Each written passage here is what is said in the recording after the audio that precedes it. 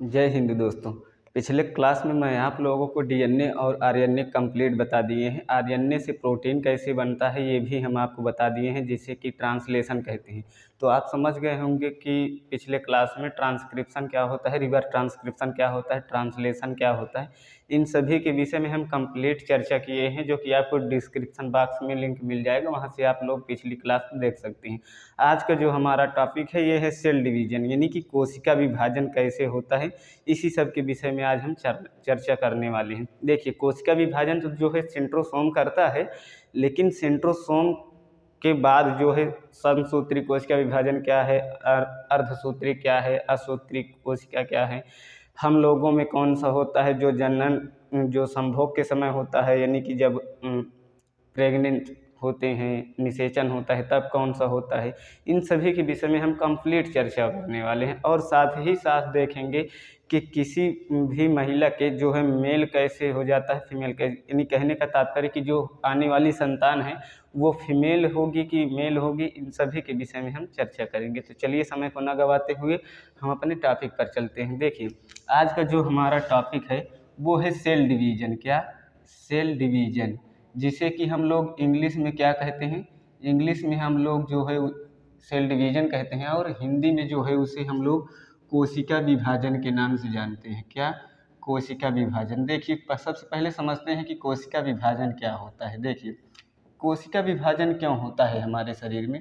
कोशिका विभाजन हमारे शरीर में इसलिए होता है कि हमारे शरीर का जो है वो विकास और वृद्धि हो सके। जैसे मान लीजिए कोई हमारा शरीर इतना बड़ा हुआ है तो ये सेल डिवीजन ही करके आया है। जो है पहले अर्धसूत्री कोशिका विभाजन हुआ, अब जो है समसूत्री कोशिका विभाजन हुआ, फिर उसके बाद जब हमारा होगा तो वो भी अर्धसूत्री कोशिका विभाजन होगा, जिससे कि नई संतान उत्पन्न होगी। तो आप तो समझ गए होंगे कि कोशिका विभाजन हमारे शरीर में किस लिए होता है। हमारे शरीर की वृद्धि और विकास करने के लिए जो है ये सेल डिवीजन होता है। सेल डिवीजन कौन करता है, सबसे पहले आप लोग ये समझिए। देखिए, हम आपको बताए थे कि ये जैसे हमारी कोशिका है, इस कोशिका के अंदर बहुत सारे कोशिकांग पाए जाते हैं। जैसे हो गया माइटोकॉन्ड्रिया हो गया, हम आपको लाइसोसोम बताए, राइबोसोम बताए, इसी में आपका न्यूक्लियस बताए हैं, और यहाँ पर एंडोप्लाज्मिक रेटिकुलम बताए हैं, गाल्जी बॉडी बताए हैं। उसी प्रकार से हम आपको एक और बताए थे कि सेंट्रोसोम। यही सेंट्रोसोम जो है कोशिका का विभाजन करता है, जो कि इसकी खोज जो है बोबरी नामक वैज्ञानिक ने किया है, सेंट्रोसोम की खोज। और ये जो है कोशिका विभाजन का कार्य करता है। तो ये सभी हम आपको कोशिकांग में पढ़ा दिए हैं कि जैसे माइटोकॉन्ड्रिया, लाइसोसोम, राइबोसोम, ये सब जब हम आपको पढ़ा रहे तो उसी में हम आपको बता दिए थे कि सेंट्रोसोम को हिंदी में तारक काय के नाम से जाना जाता है। इसकी खोज बोबरी नामक वैज्ञानिक ने किया है। इसका कार्य यही होता है कि ये कोशिका को विभाजित कर सकते हैं, यानी कि नई कोशिका से पुरानी कोशिका से नई कोशिकाओं का निर्माण हो जाए। तो चलिए अब देखते हैं कि ये निर्माण कैसे करता है। देखिए, मान लीजिए ये एक कोशिका है। जैसे पहले हमारी मान लीजिए यहाँ पर हमारे हाथ पर चोट लग गया, यहाँ पर जब चोट लगा तो ये तो बहुत सारी कोशिकाएं मर गई, लेकिन कोशिकाएं मर गई तो उसके स्थान पर कोई न कोशिकाएं तो आनी चाहिए, जिससे कि हमारे शरीर का घाव जो है वो भर सके, हमारे शरीर का घाव भर सके। तो यहाँ पर जो है एक पुरानी कोशिका उपस्थित है। ये पुरानी कोशिका जो है दो भागों में विभाजित हो जाती है। ये दो भागों में विभाजित हो जाती है। कितने भागों में? दो भागों में विभाजित हो जाती है। कैसे दो भागों में? देखिए, एक तो ये स्वयं का स्थान लिए रहती है, यही दो भागों में विभाजित हो जाती है। तो यहीं से अगर मान लीजिए दो भागों में विभाजित हो गई तो ये तो नई सेल हो गई, लेकिन ये पुरानी सेल हो गई। तो जो पुरानी सेल है, ये मान लीजिए ये इसकी क्या है, ये पुरानी सेल है।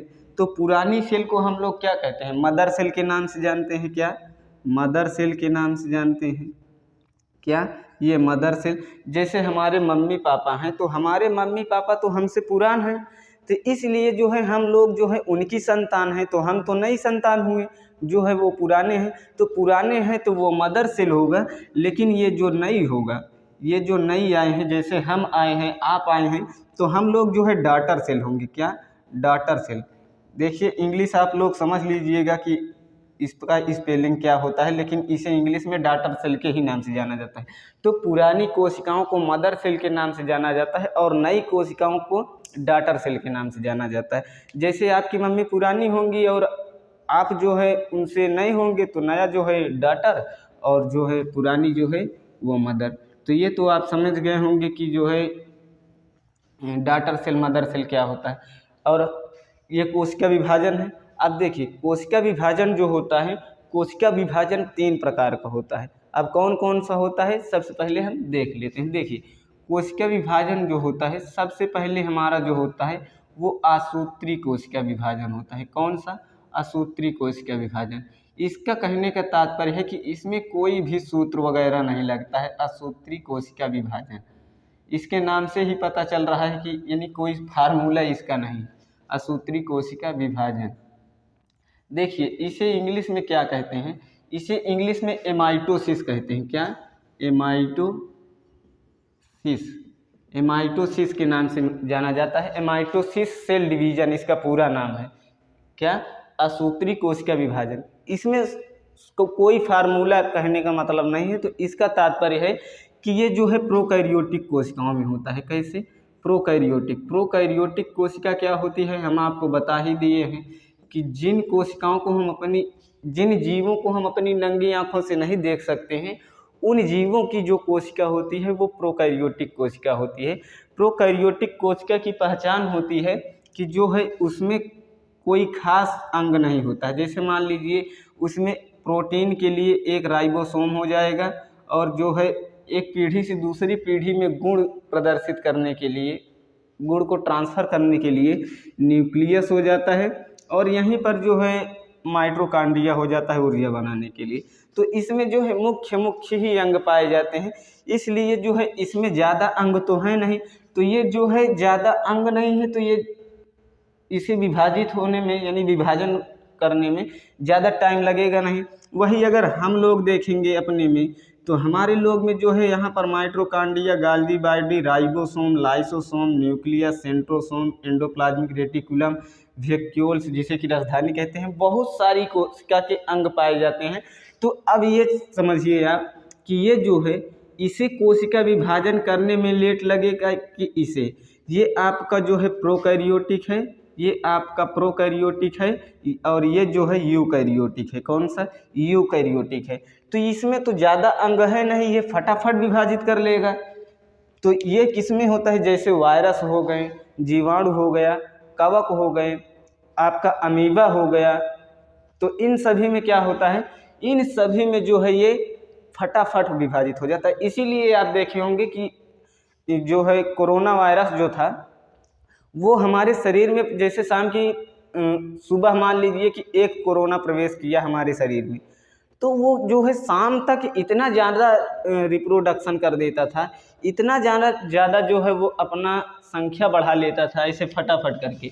मान लीजिए ये जो कोशिका है ये 2 भागों में बढ़ जाएगी, आगे जाकर एक भाग में और बढ़ गई, फिर उसके बाद ये एक भाग में और बढ़ गई, लेकिन ये जो है ये भी एक भाग होगा, ये भी एक भाग होगा, ये जो है 2 भागों में बढ़ गया, फिर ये जो है 2 भागों में बढ़ गया, ऐसे ऐसे।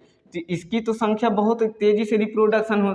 देखिए और इसमें ये भी है कि ये जो कोशिका है, मेन जो कोशिका कोरोना की थी, ये भी जो है अभी भी विभाजित करेगा और ये भी विभाजित करेगा, ये सदैव विभाजित होता रहता है। इसलिए जो है इसकी संख्या बहुत ज़्यादा बढ़ जाती है, जो कि हम लोग को बीमारी फैला देती है। यही प्रक्रिया जो है अमीबा में होता है, यही प्रक्रिया आपका फंगस में होता है, यही प्रक्रिया आपका जो है बैक्टीरिया में होता है। तो जितने भी प्रोकैरियोटिक जीव हैं उन सभी में जो है यही कोशिका विभाजन होता है, एमाइटोसिस सेल डिवीजन यानी असूत्री कोशिका विभाजन।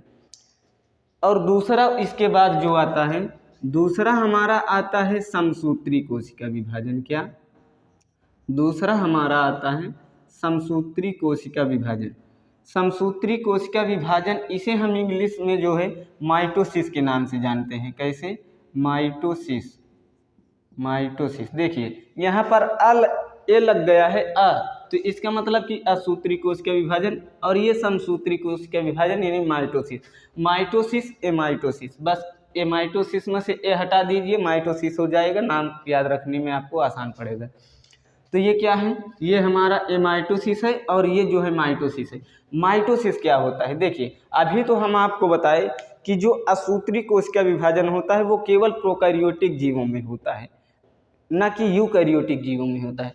लेकिन ये जो माइटोसिस है यानी समसूत्री कोश का विभाजन है, ये जो है यूकैरियोटिक कोशिकाओं में होता है। अब यूकैरियोटिक कोशिकाएं क्या होती हैं, जैसे हम एक जीव हैं तो जिन जीवों को नंगी आंखों से देख लिया जा सकता है आसानी से, उनकी कोशिकाएं जो है यूकैरियोटिक कोशिकाएं कहलाती हैं। जैसे घोड़ा हुआ, गधा हुआ, खच्चर हुआ, गाय हुआ, भैंस हुआ, हाथी हुआ, हम हुए, शेर हुआ, बाघ हुआ, इसमें आपका मानव भी आ जाता है। देखिए मानव आपका एनिमल में ही आता है, लेकिन वो एक विशेष प्रकार की प्रजाति होती है जो कि मानव जाति होती है, इसलिए जो है हम लोग क्या हैं, एनिमल हैं। तो हम लोग में जो है वो भी क्या होता है, माइटोसिस होता है। तो जो है मेनली हम लोग अपना ही देखेंगे, उसी के साथ साथ जो है आपका शेर बाघ सभी आ जाएंगे। तो समसूत्री कोश का विभाजन क्या होता है समझिए। देखिए जो समसूत्री कोश का विभाजन होती है वो समान कोशिका का निर्माण होता है। जैसे मान लीजिए हमारे यहाँ पर चोट लगा, हमारे यहाँ पर चोट लगा और यहाँ से मान लीजिए कि कितनी कोशिकाएं मर गई, मान लीजिए कि 100 कोशिकाएं मर गई। अगर 100 कोशिकाएं मर गई तो हमें यहाँ पर जो है 100 कोशिका का निर्माण होना चाहिए, तभी जो है हमारा घाव भर पाएगा।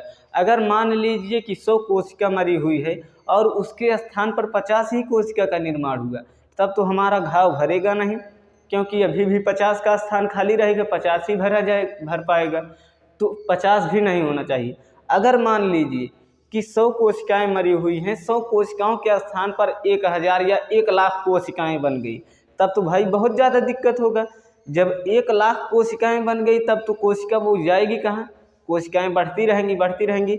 और यही प्रक्रिया जब कोशिकाएं बहुत तेज़ी से डेवलप करने लगती हैं, बहुत तेज़ी से कोशिका विभाजन होने लगता है, यानी एक कोशिकाओं के स्थान पर 100, 200 या 1000 कोशिकाओं का, या 100 कोशिकाओं के स्थान पर 1000 लाखों में जो है कोशिका विभाजन होने लगता है, तब जो है वो कैंसर का रूप ले लेता है।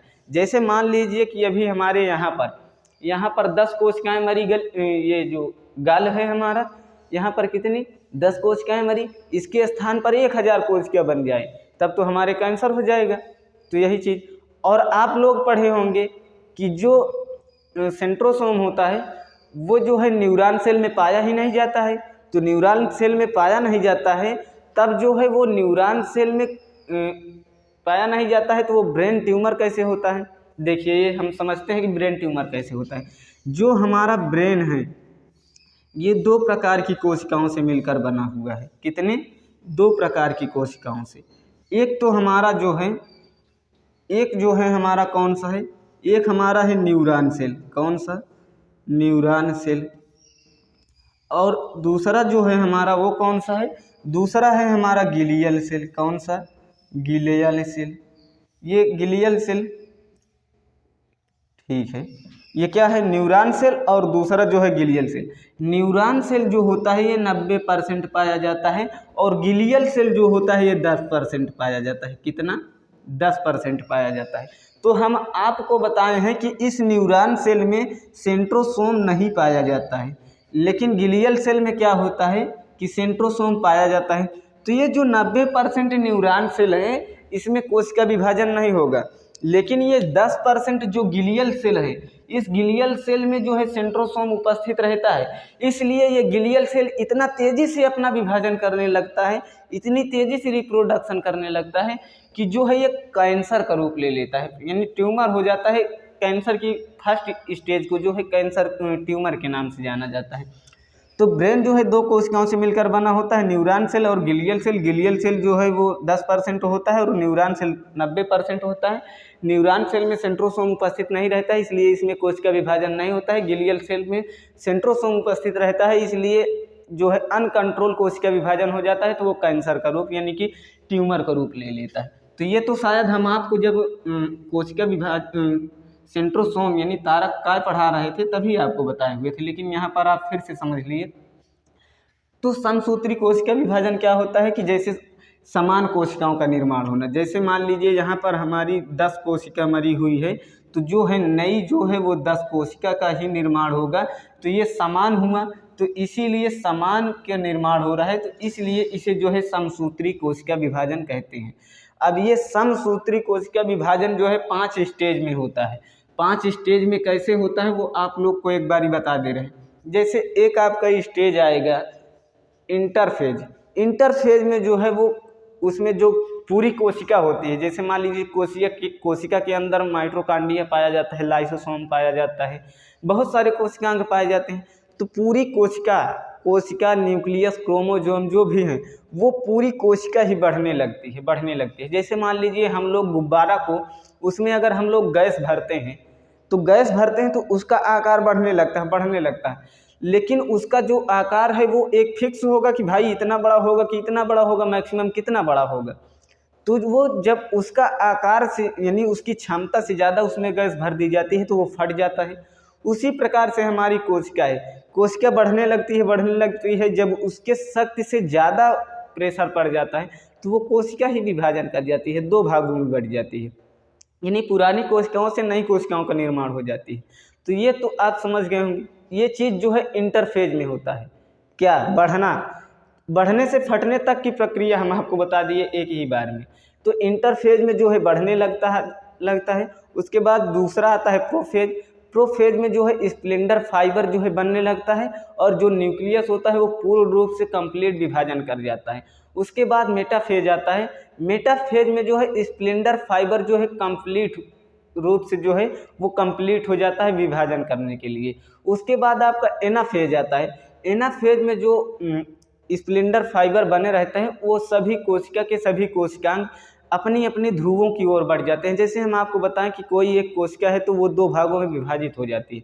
तो जो आपका एनाफेज होता है उसमें जो कोशिकांग है वो एक ध्रुव के ओर और एक ध्रुव के ओर, यानी कि दोनों ध्रुवों की ओर कोशिकांग बढ़ जाते हैं एनाफेज में। लेकिन वही जो मेटाफेज होता है उसमें जो पूरी कोशिका ही है वही विभाजित हो जाती है। अब इसको समझिए आप कि कौन कौन सा फेज होता है। देखिए, समसूत्री कोशिका विभाजन जो है उसके 5 फेज होते हैं, 5 अवस्था होती है। 5 अवस्था में जो है समसूत्री कोशिका विभाजन कंप्लीट हो जाता है। जो है पहला जो है हमारा इंटरफेज है।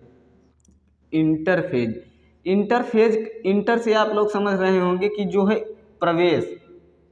तो प्रवेश आप पहली बार ही करते हैं, तो इससे याद रखिएगा कि जब हम प्रवेश करते हैं यानी कि पहली बार कॉलेज जाते हैं तब, तो ये प्रवेश कर रहे हैं, तो यहाँ पर क्या होगा कि ये जो इंटरफेज है इसमें जो है इसमें जो क्रोमोजोम है, न्यूक्लियस, क्योंकि क्रोमोजोम न्यूक्लियस में ही पाया जाता है, तो यहाँ पर जो है न्यूक्लियस हो गया, या फिर हम पूरी कोशिका ही कह सकते हैं। क्या? पूरी कोशिका ही। ये जो कोशिका ही है इसका आकार बढ़ने लगता है। क्या होता है? इनका आकार बढ़ने लगता है। आकार क्या होता है? आकार बढ़ने लगता है। इसका आकार बढ़ने लगता है। फर्स्ट स्टेज में इंटरफेज में क्या होता है कि क्रोमोसोम न्यूक्लियस या पूरी कोशिका का ही आकार बढ़ने लगता है। वनली बढ़ रहा है, केवल बढ़ रहा है, ना कि कंप्लीट विभाजन कर जा रहा है। क्या हो रहा है कि जैसे गुब्बारा बढ़ता है ऐसे वैसे ये भी बढ़ रहा है। उसके बाद आता है सेकेंड स्टेज में क्या होता है? इसका नाम है प्रोफेज। क्या? प्रोफेज। ये याद कैसे करना है आप लोग को ये भी हम बता देंगे। तो दूसरा है हमारा प्रोफेज में क्या होता है कि स्प्लेंडर फाइबर बनने लगता है। स्प्लेंडर फाइबर कहने का तात्पर्य, जैसे ये हमारा न्यूक्लियस है किसमें? कोशिका में पाया गया है, तो इसमें कुछ इस प्रकार से जो है क्या होने लगता है, ऐसे आकार की जो है संरचना बनने लगती है, जो कि ये दर्शाती है कि ये जो है विभाजित होने वाला है। तो ये क्या होता है? यही स्प्लेंडर फाइबर होता है। तो स्प्लेंडर फाइबर किस में बनने लगता है? सबसे पहले यहाँ पर जो न्यूक्लियस होती है वो न्यूक्लियस क्या होता है कि न्यूक्लियस जो है वो पूर्ण रूप से विभाजित कर जाती है। न्यूक्लियस जो है ये कंप्लीट जो है विभाजित कर जाती है। उसके बाद न्यूक्लियस ऐसा तो है नहीं कि जो कोशिका है उसके कोशिकांग केवल न्यूक्लियस है, उसमें mitochondria, Golgi body, lysosome, ribosome, बहुत सारे कोशिकांग हैं।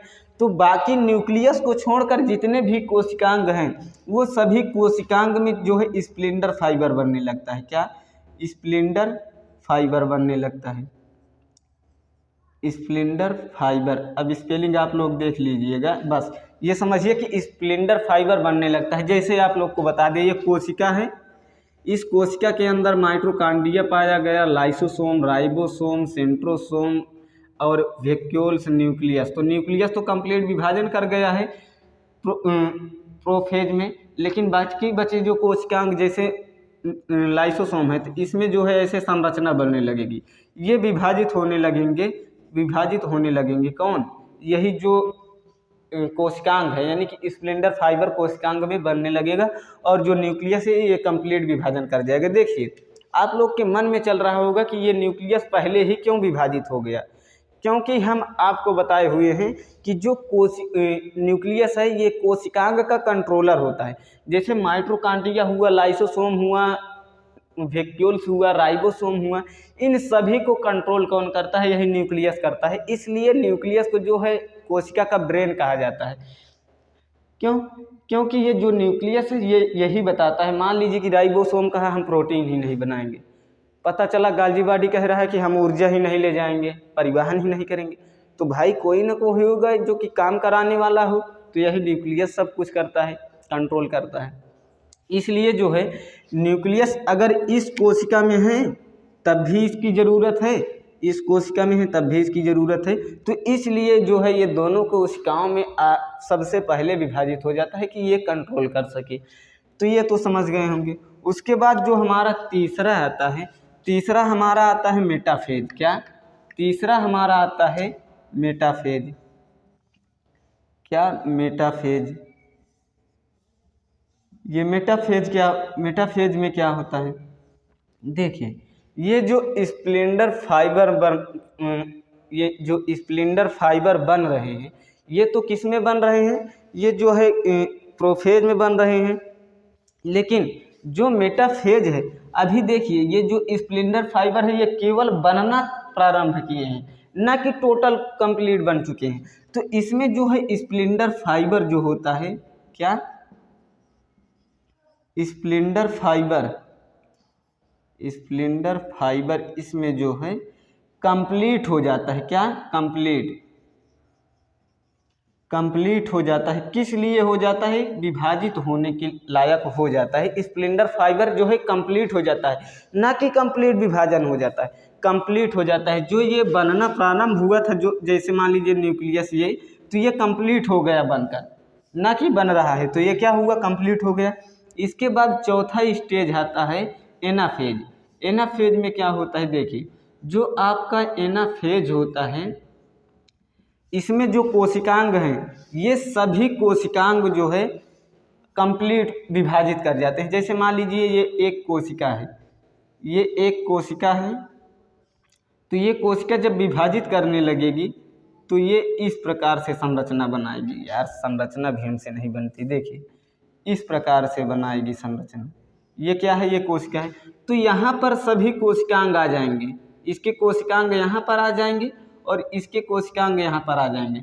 यानी कि जो गाल्गी बॉडी, लाइसोसोम, राइबोसोम थे जिस पर स्प्लेंडर फाइबर बन रहा था, वो कंप्लीट जो है इस साइड आ जाते हैं, यानी कि जो है विभाजित कर गए होते हैं। कौन?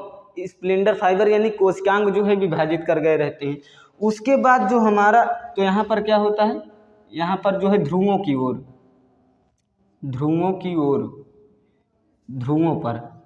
पर कर दे रहे हैं। एक ध्रुव तो ये हो गया और एक ध्रुव ये हो गया। तो जितने भी कोशिकांग थे वो इस साइड भी आ गए और इस साइड भी आ गए।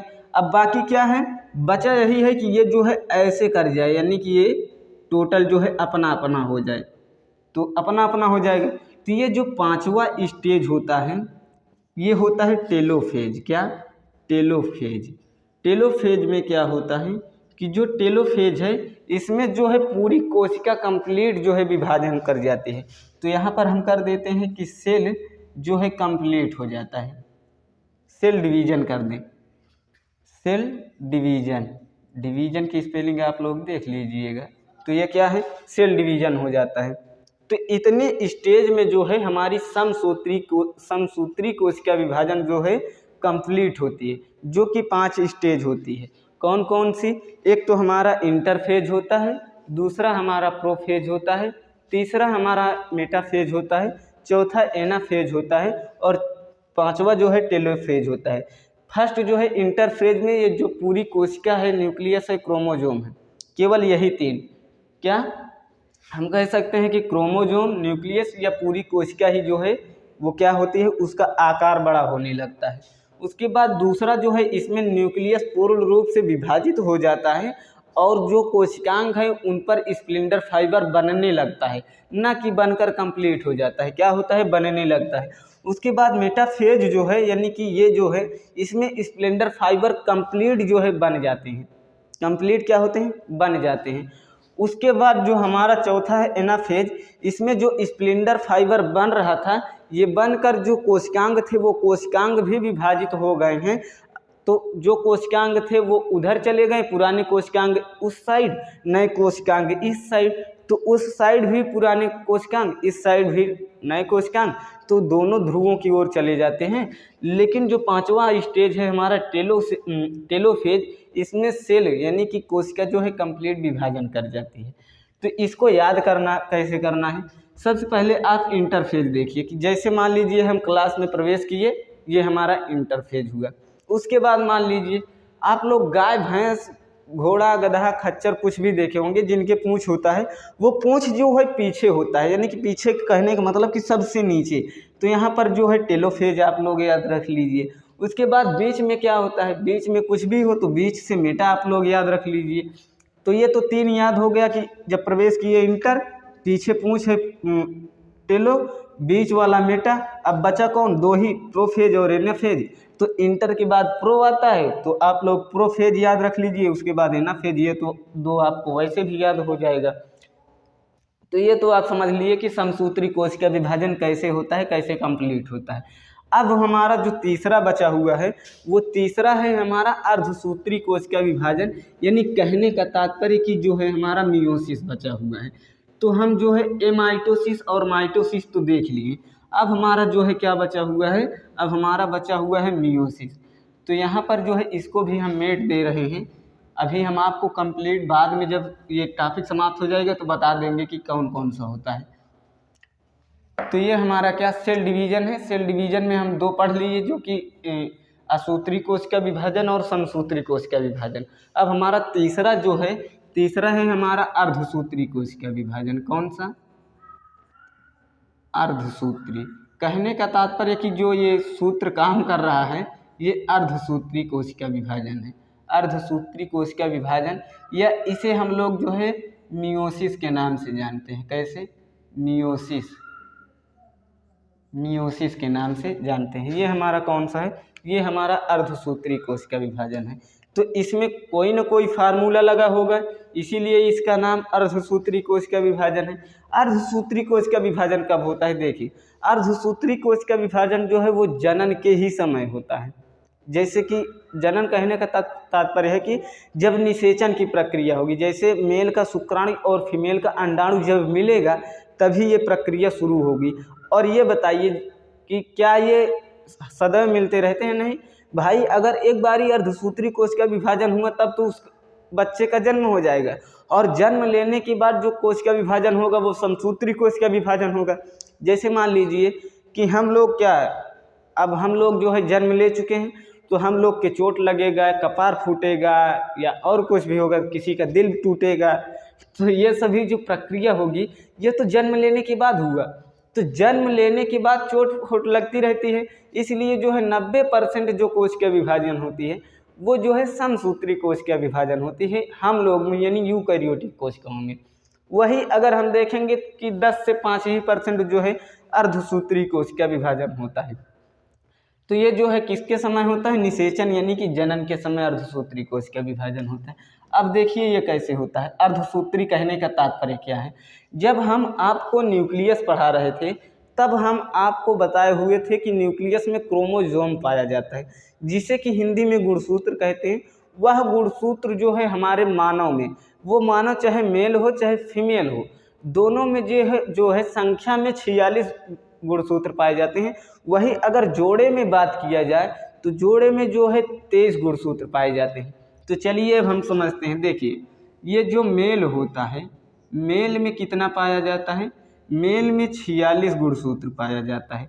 वही अगर हम फीमेल की बात करेंगे तो फीमेल में भी जो है कितने 46 गुणसूत्र ही पाए जाएंगे, चाहे स्त्री हो चाहे पुरुष हो चाहे स्त्री हो, दोनों में क्या होता है कि दोनों में जो है 46 गुणसूत्र पाए जाते हैं। यही अगर हम जोड़े में बात करें तो जोड़े में जो है कितने पाए जाते हैं? 23 पाए जाते हैं। ये जोड़े में क्यों पाए जाते हैं? क्योंकि अधिकतर जो हमारा अंग है, जैसे हाथ हुआ, कान हुआ, नाक हुआ, पैर हुआ, तो ये सभी कितने हैं? ये सभी 2 ही हैं, इसलिए जो है जोड़े में पाया जाता है। तो यहाँ पर हमको जोड़े वाला ध्यान नहीं देना है, नहीं तो आप लोग कंफ्यूज हो जाएंगे। यहाँ पर हमें संख्या वाला देना है, क्योंकि इसके बाद जो गुणसूत्रों की अनबैलेंस होता है उससे एक बीमारी होती है जिसे कि सेंट्रोसोम कहते हैं। तो उसको आप लोग को नहीं देखना, आप लोग को डायरेक्ट यहाँ पर देखना है ये क्या, अर्धसूत्री कोश का विभाजन संख्या में। तो ये जो मेल है और फीमेल है। अब एक चीज़ आप लोग ध्यान दीजिए कि यहाँ पर अर्धसूत्री यानी आधी आधी, तो यहाँ पर जो मेल का जो है गुणसूत्र ये 2 भागों में बढ़ जाता है। एक तो आपका जो है 22 गुण, एक तो आपका ऑटोसोम होता है। क्या?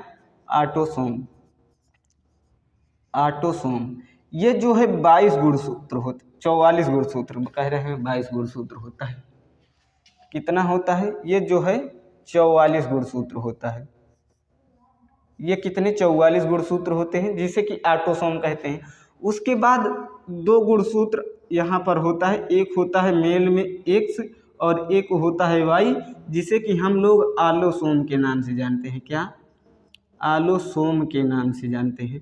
तो यही पूरी प्रक्रिया जो है फीमेल में भी होती है कि फीमेल की जो 46 गुणसूत्र है ये भी 2 भागों में बढ़ जाता है। एक तो आपका होता है ऑटोसोम, एक आपका होता है ऑटोसोम जिसकी संख्या 44 होती है, और एक होता है आपका आलोसोम। क्या? एक होता है आपका आलोसोम। आलोसोम जो है इसकी संख्या 2 होती है, लेकिन फीमेल में जो होती है, देखिए मेल में तो हम आपको X और Y बताए हुए हैं, और जो फीमेल में ये 2 होती है ये दोनों यक्स ही होती है। इसके कहने का मतलब कि एक चीज़ तो आपको समझ में आ रहा होगा कि जो इस माता के गर्भ से लड़की पैदा होती है उसमें क्या यक्स ही होता है, लेकिन जिस माता के गर्भ से लड़का पैदा होता है उसमें X और Y होता है। अब यहाँ से अर्धसूत्री कोश का विभाजन का कंप्लीट जो है समझना है आपको कि कैसे होता है। ये तो अभी हम आपको वैसे ही बताएं कि किसी भी मेल में 46 गुणसूत्र पाया जाता है, किसी भी फीमेल में 46 गुणसूत्र पाया जाता है। इस 46 गुणसूत्र को 2 भागों में बांट दिया जाता है, जो एक आपका ऑटोसोम होता है, एक आपका आलोसोम होता है। ऑटोसोम की संख्या 44 होती है, आलोसोम की संख्या जो है 2 होती है। ये ऑटोसोम की संख्या जो 44 होती है ये शरीर का निर्माण करता है। क्या? ये शरीर का निर्माण करता है। लेकिन ये जो आलोसोम है ये जो 2 है ये लिंग का निर्माण करता है, लिंग का निर्धारण की आने वाली जो संतान है वो मेल होगी कि फीमेल होगी। यही प्रक्रिया इसमें भी होगा। ये जो है शरीर का निर्माण करेगा और ये जो है लिंग का निर्माण करेगा। किसका? लिंग का निर्माण करेगा। तो ये तो आप समझ गए। अब यहाँ पर आपको ध्यान देना है कि मेल और फीमेल कैसे होता है। जैसे कोई भी महिला के अगर गर्भ से बच्चा पैदा हुआ तो वो मेल है कि फीमेल है, इसका डिपेंड किस पर करता है। यहाँ पर कहने का तात्पर्य है अर्धसूत्री कोश का विभाजन, यानी कि जो भी सूत्र है, जैसे इसके पास 46 गुणसूत्र है तो 46 सूत्र है, इस 46 में से आधा सूत्र, यानी कहने का तात्पर्य कि 23 ही सूत्र आना चाहिए। कितना? 23 सूत्र। तो कैसे होगा? देखिए, ये जो शरीर का निर्माण करता है, मान लीजिए आपको एक दूसरा ये ब्लू मार्कर ले लेते हैं। यहाँ से मान लीजिए कि क्या जब निषेचन होता है, जैसे कि मान लीजिए मेल और फीमेल, माता और पिता, मेल फीमेल जब संभोग करते हैं तो निषेचन होता है। निषेचन होता है तो मान लीजिए ये निषेचन हो गया, तो यहाँ पर जो है क्या, यहाँ से जो है आधा, ये 44 है, इस 44 से आधा आएगा यहाँ पर कितना, 22, कितना आएगा 22। ब्लू वाला तो चल ही नहीं रहा है भाई, तो चलिए यहाँ पर ब्लू हटा देते हैं, ब्लैक से ही करते हैं। तो यहाँ से कितना आया, यहाँ से जो है 22 आ गया, 22 आ गया, और फीमेल के ऑटोसोम से भी जो है कितना आ गया, 22 आ गया, कितना आ गया, 22 आ गया। तो 22 प्लस 22 ये दोनों मिलकर कितने बना लेंगे, 44। तो जो आने वाली संतान है उसके पास 44 गुणसूत्र हो गया, जो कि ऑटोसोम के दोनों से आया, मेल के ऑटोसोम से आधा और आधा जो है फीमेल के ऑटोसोम से, इन दोनों में से आ गया ऑटोसोम से आधा आधा, 22 22 44। तो ये तो शरीर का निर्माण होगा, क्या, ये तो शरीर का निर्माण होगा, ये शरीर का निर्माण हो गया, किसके, जो आने वाली संतान है उसके शरीर का निर्माण हो गया। एक बारी देख ले कि आप लोग को दिखाई दे रहा है कि नहीं, तो दिखाई दे रहा है, तो इसका तो निर्माण हो गया इसके शरीर का। जैसे शरीर का कहने का तात्पर्य है कि उस जो आने वाली संतान है उसके पास 2 हाथ हो जाएगा, 2 पैर हो जाएगा, 2 कान हो जाएगा, 2 आँख हो जाएगा, 2 जो है फेफड़ा हो जाएगा, तो ये सभी, तो 2 किडनी हो जाएगी। उसके पास जो शरीर की बनावट है वो शरीर की बनावट बन गई। लेकिन अब वो लड़का होगा कि लड़की होगा ये कैसे समझेंगे, तो ये जो लिंग का निर्माण कर रहा है यहाँ से आलोसोम, तो मान लीजिए कि ये जो मेल है इसके आलोसोम में से क्या गया, गुणसूत्र गया, तो इसमें से भी आधा आएगा, इसमें से भी आधा ही आना चाहिए, क्योंकि अर्धसूत्री कोश का विभाजन हो रहा है, तो आधा आएगा, तो यानी कि इसमें से एक ही आएगा, 2 में से एक आएगा। तो 2 कौन कौन होते हैं, एक एक्स होता है, एक वाई होता है। मान लीजिए कि जो मेल है, जो आपके पिता हैं, उनके गुणसूत्र में से जो है मान लीजिए कि यक्ष चला गया, क्या, यक्ष वाला चला गया, तो यहाँ पर यक्ष आ जाएगा, यक्ष आ जाएगा, और कितना आया, 1 आया, यक्ष आया, 1 ही आया। और आपकी जो मम्मी है जो फीमेल होती हैं, उनके जो आलोसोम हैं उनमें से तो 1 ही आएगा, ये निश्चित है।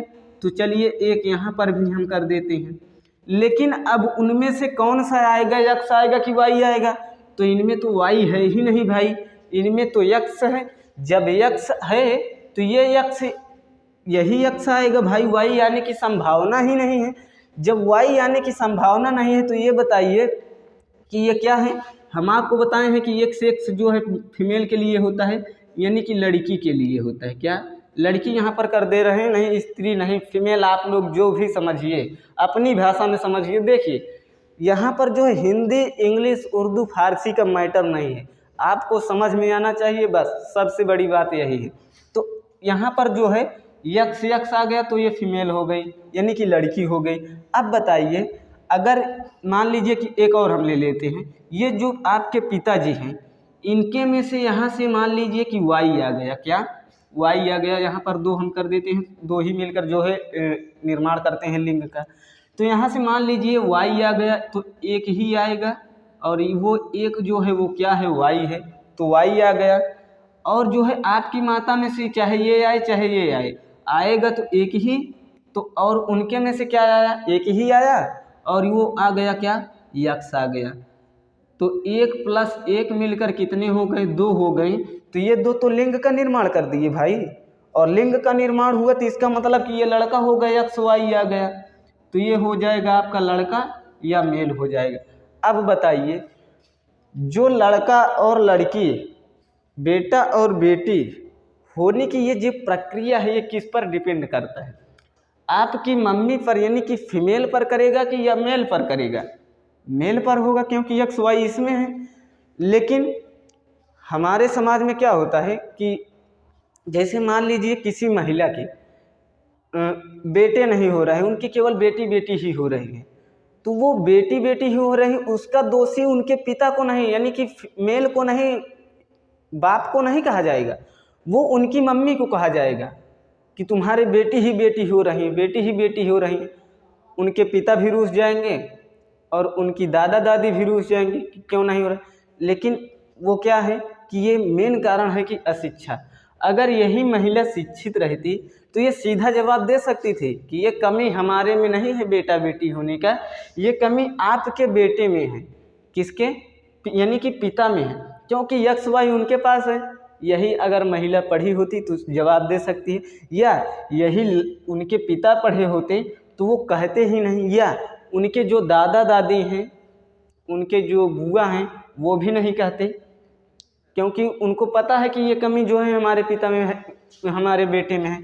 मान लीजिए अगर किसी की लड़की हो गया तो भाई तुम वाई छोड़ो ना, क्यों यक्स छोड़ रहे हो? यक्स छोड़ोगे ये तो संभव है कि उसमें से यक्स ही आएगा। अगर तुम भी यक्स छोड़ दिए तब तो यक्स यक्स मिलकर फीमेल हो जाएगी।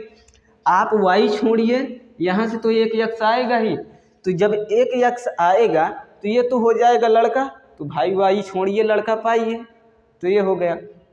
अब देखिए आप लोग बहुत सारे लोग के देखे होंगे कि 6 उंगलियां हो जाती हैं, या गणेश भगवान के जैसे देखे होंगे सूंड निकल गया, या दुर्गा माँ को देखे होंगे जिनकी अभी जो है दिन आने वाला है नवरात्रि, उनके जो है 4-5 हाथ 6 हाथ हो गया। तो ये कैसे हो जाता है, अब इसे हम समझते हैं। देखिए यहाँ पर हम आपको बताए हुए हैं कि ये जो ऑटोसोम है 44 होता है और ये शरीर का निर्माण करता है। मान लीजिए कि शरीर का निर्माण क्या कर रहा है, एक बार इसे मिटा देता तो ये तो आप समझ गए कि लड़का लड़की कैसे होता है और जो है शरीर का निर्माण कैसे होता है। तो अब हम समझते हैं कि ये जो 6 उंगलियां हो जाती है या हाथ पैर ज़्यादा हो जाता है या किसी के नहीं होता है तो वो कैसे होता है। देखिए यहाँ पर जो 44 है ये शरीर का निर्माण कर रहा है। अब अर्धसूत्री कोश का विभाजन है तो 44 में से आधा आना चाहिए, इस 44 में से कितना आना चाहिए, आधा आना चाहिए, क्योंकि अर्धसूत्री कोश का विभाजन हो रहा है जनन के समय। यहाँ से मान लीजिए 22 आना चाहिए, यहाँ से 22 ना आकर 23 आ जाए, क्या यहाँ से 23 आ जाए, और यहाँ से मान लीजिए कि आपकी मम्मी में से या फीमेल में से कितना आना चाहिए, इसमें से भी 22 आना चाहिए। मान लीजिए कि इसमें से 22 टोटल आ गया, क्योंकि कमियां ऐसा नहीं होता है कि दोनों में सेम ही हो, ऐसा भी हो सकता है किसी में से ज़्यादा जा रहा है किसी में से कम आ सकता है, ऐसा भी हो सकता है किसी में से ज़्यादा जा रहा है उसमें से भी ज़्यादा आ जाए, ऐसा भी हो सकता है कि दोनों में से कम आ जाए, तो ये सभी हो सकती है। तो यहाँ से कितना आया, यहाँ से 23 आ गया और यहाँ से 22 आ गया।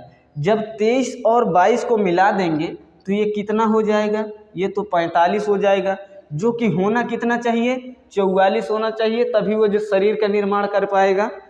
तो यहाँ पर एक क्रोमोजोम की संख्या बढ़ गई, जो कि वो क्रोमोजोम किसमें का था, ऑटोसोम का था।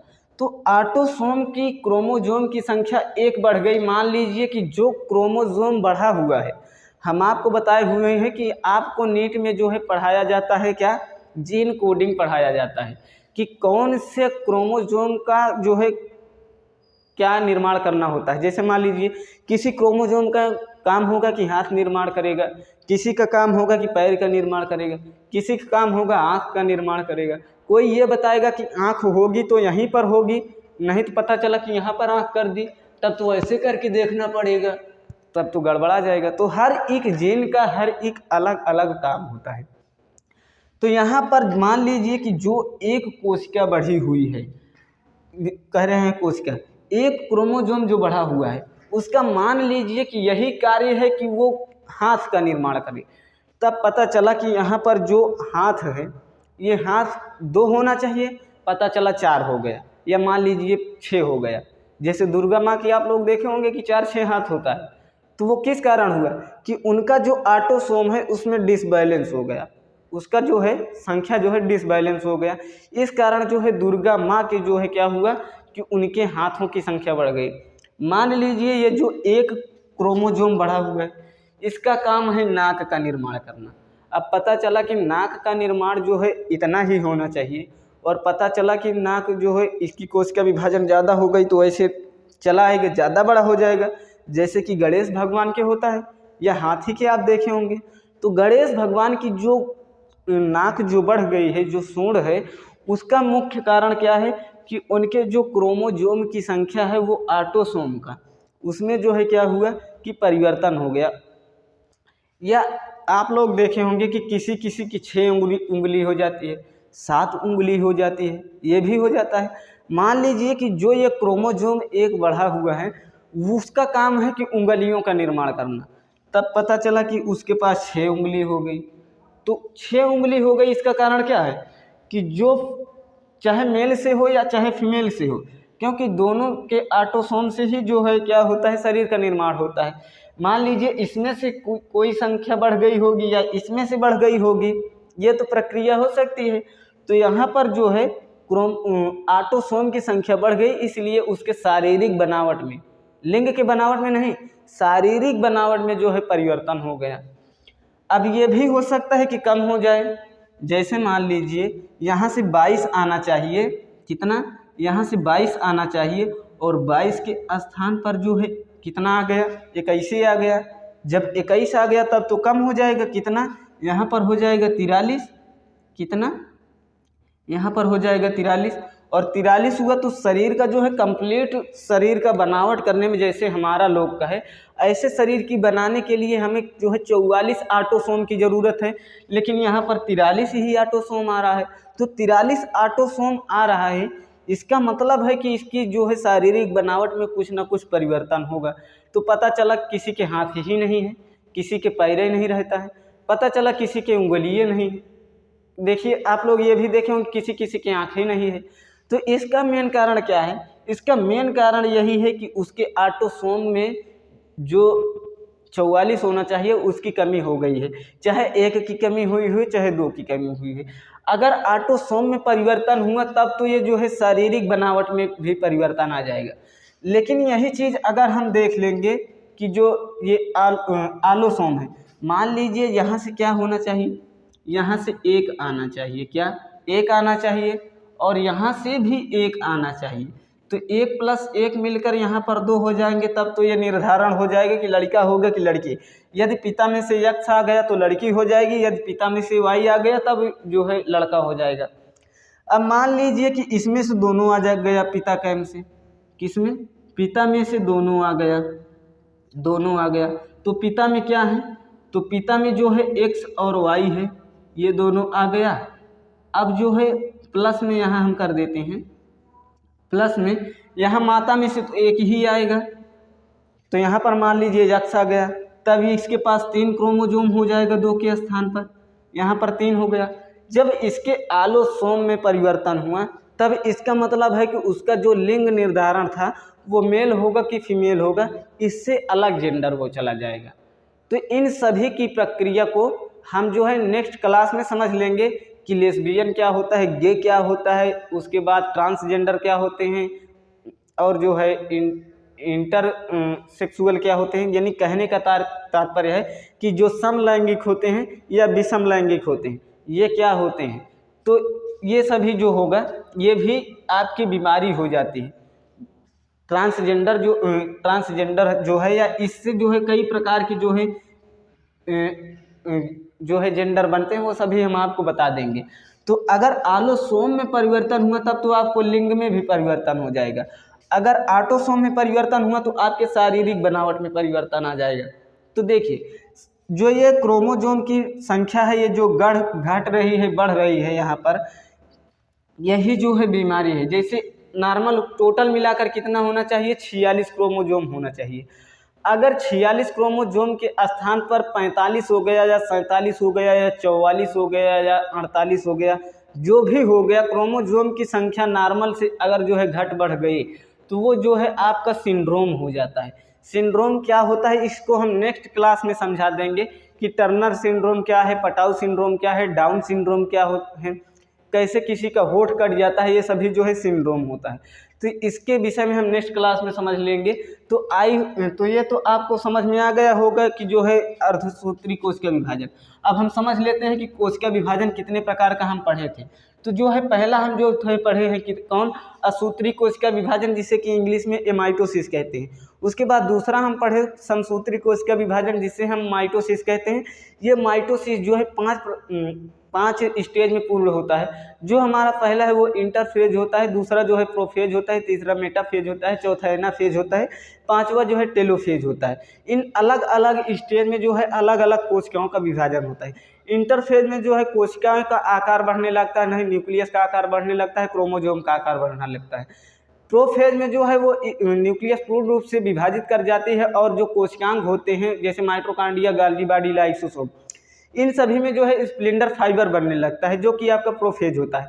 उसके बाद मेटाफेज में जो है ये जो स्प्लेंडर फाइबर होता है, ये स्प्लेंडर फाइबर पूर्ण रूप से जो है कंप्लीट हो जाता है और कोशिकांग का जो है विभाजन हो जाता है। जैसे लाइसोसोम हुआ, माइटोकॉन्ड्रिया हुआ, गोल्गी बॉडी हुआ, राइबोसोम हुआ, एंडोप्लाज्मिक रेटिकुलम हुआ, वैक्यूल्स हुआ, इन सभी का जो है पूर्ण रूप से विभाजन हो जाता है और अपनी अपनी ध्रुवों की ओर चले जाते हैं। जैसे कोशिका के समय हम आपको बताए थे कि एक होती है पुरानी कोशिका, एक होती है नई कोशिका। पुरानी कोशिकाओं को मदर सेल कहते हैं, नई कोशिकाओं को डॉटर सेल कहते हैं। यानी कि दोनों में जो है कोशिकांग का रहना अनिवार्य है। इसलिए जो है कोशिकांग स्प्लेंडर फाइबर बनाकर कंप्लीट हुआ रहता है, वो पुरानी कोशिकाओं और नई कोशिकाओं दोनों में चला जाता है। अभी भी कोशिकाओं का विभाजन नहीं हुआ होता है। तो कोशिकाओं का विभाजन जो होता है वो टेलोफेज में होता है, जो कि आपका पांचवा स्टेज यानी कि लास्ट स्टेज होता है। लास्ट स्टेज जो होता है उसमें कोशिका विभाजन पूर्ण रूप से विभाजित हो जाती है। तो ये तो आपका हो गया समसूत्री कोशिका विभाजन, यानी असूत्री कोशिका विभाजन, समसूत्री कोशिका विभाजन हो गया। अब तीसरा जो है हम पढ़े कौन, अर्धसूत्री कोशिका विभाजन, जिसे कि मियोसिस सेल डिवीजन कहते हैं। ये मियोसिस सेल डिवीजन जो है इस प्रकार से होता है। आपका जो है मेल में 46 गुणसूत्र होता है, फीमेल में भी 46 गुणसूत्र होता है।